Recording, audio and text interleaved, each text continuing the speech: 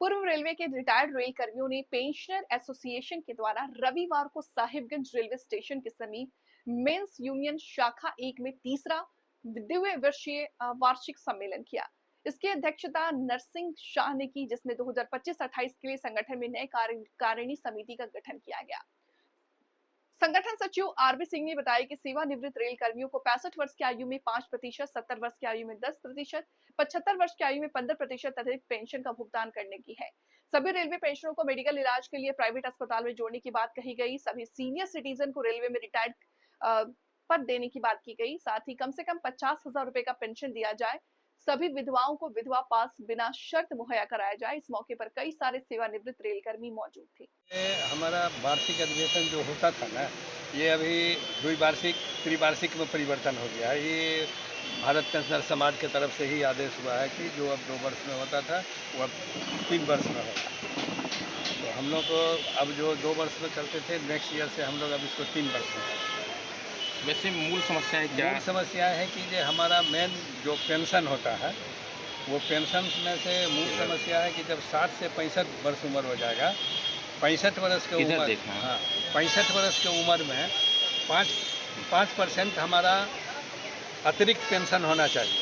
जब 65 से 70 हो जाएगा तो 10% अतिरिक्त होना चाहिए। 70 से जब 75 होगा तो 15% अतिरिक्त होना चाहिए। इंक्रीमेंट होनी चाहिए। इंक्रीमेंट माने अतिरिक्त पेंशन। हाँ, होनी चाहिए। जबकि सरकार 80 वर्ष की उम्र में 20%, 20% देता है।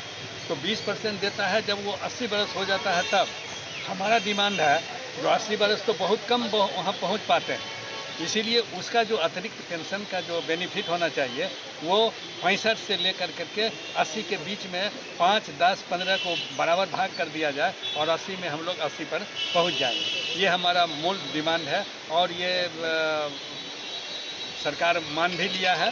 हाँ, मान करके अब उसमें करेगा। दूसरी है, साथ ही हम लोग का मिनिमम जो पेंशन है, जो विधवा का पेंशन है, मात्र 9,000 है। 9,000 रुपया है, उससे संसार नहीं चलता। तो ये डिमांड है हमारा, ये 9,000 से बढ़ा करके उसको 15 से 20,000 किया जाए, जिससे एक महिला का, विधवा महिला का, उसका अपना भरण पोषण सुचारू रूप से चालू हो जाए।